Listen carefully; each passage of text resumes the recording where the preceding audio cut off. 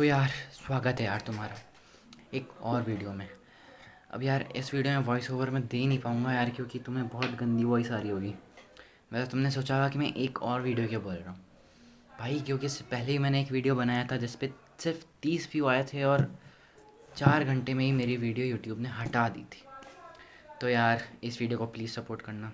चलो अब वीडियो देखो और आखिरी बताना तुम्हें कौन ज़्यादा पसंद है।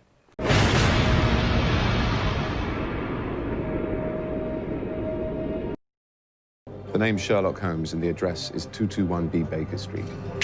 Head cocked to the left, partial deafness in ear. First point of attack.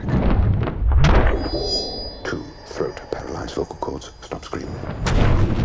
3, got to be heavy drinker, floating rib to liver. 4, finally, dragging left leg, fist to patella. Summary prognosis, conscious in 90 seconds, martial efficacy, quarter of an hour at best, full faculty recovery, unlikely.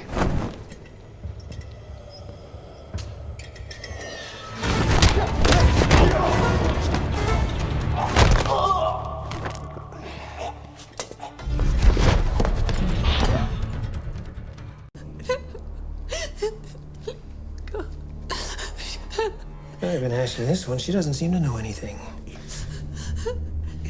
But you know what I'm asking for, don't you, Mr. Holmes?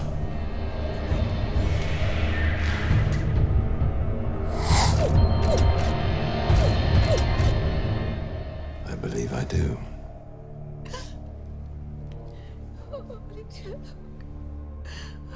First, get rid of your boys. Why? I just... Mind if I check? Oh, I insist.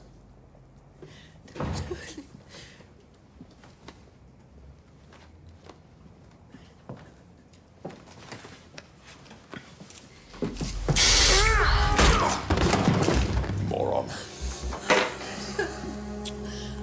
You're all right now. You're all right. Well, Lestrade, we've had a break-in at Baker Street. Send your least irritating officers in an ambulance.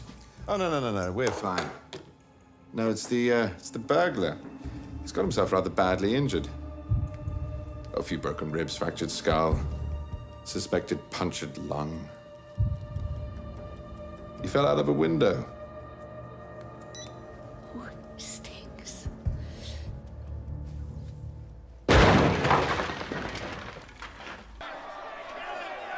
This mustn't register on an emotional level. First, distract target. Then block his blind jab. Counter with cross to left cheek. Discombobulate. Dazed, he'll attempt wild haymaker. Employ elbow block. And body shot. Block feral left. Weaken right jaw. Now fracture. Break cracked ribs. Traumatize solar plexus. Dislocate jaw entirely. Heel kick to diaphragm. In summary, ears ringing, jaw fractured, 3 ribs cracked, 4 broken, diaphragm hemorrhaging. Physical recovery 6 weeks. Full psychological recovery 6 months. Capacity to spit it back of head neutralized.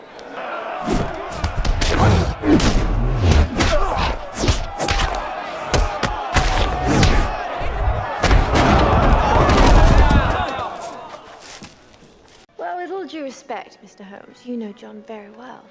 What about a complete stranger? What can you tell about me? You? I don't think that's... I don't know that that's... Not a dinner. Perhaps some other time. I insist. You insist? You remember we discussed this. The lady insists.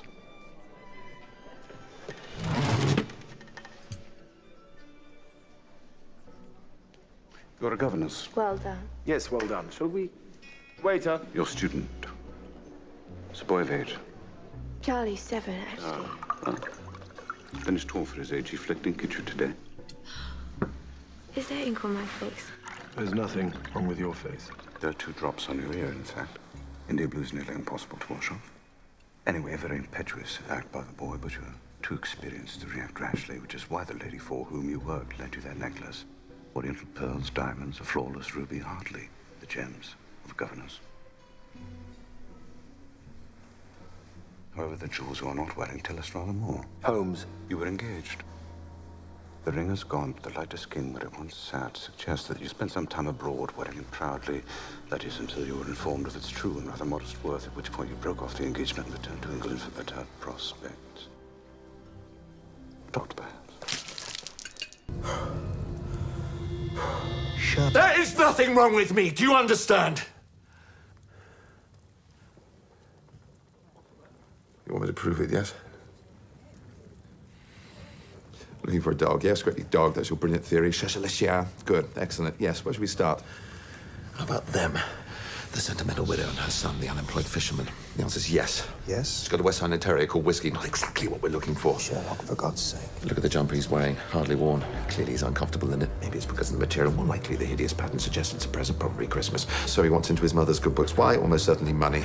He's treating her to a meal, but his own portion is small. That means he wants to impress her, but he's trying to economize on his own food. Well, maybe he's just not hungry. No, small plate, starter. He's practically licked it clean. She's nearly finished her pavlova. If she treated him, he'd have had as much as he wanted.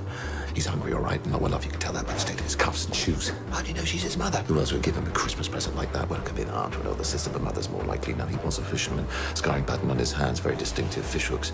They're all quite old now. It suggests he's been unemployed for some time. Not much industry in this part of the world, so he turned to his widowed mother for help. Widowed? Yes, obviously. She's got a man's wedding ring on a chain around her neck. Clearly her late husband's and too big for her finger. She's well dressed, but her jewelry's cheap. She could afford better, but she's kept it sentimental. Now, the dog, tiny little hairs all over the leg from where it gets a little bit too friendly. But no hairs above the knees, suggesting it's a small dog, probably a terrier. In fact, it is a West Island Terrier called Whiskey. How the hell do you know that, Sherlock? Because she was on the same train as us and I heard her calling its name, and that's not cheating. That's listening. I use my senses, John, unlike some people. So you see, I am fine. In fact, I've never been better. So just leave me alone.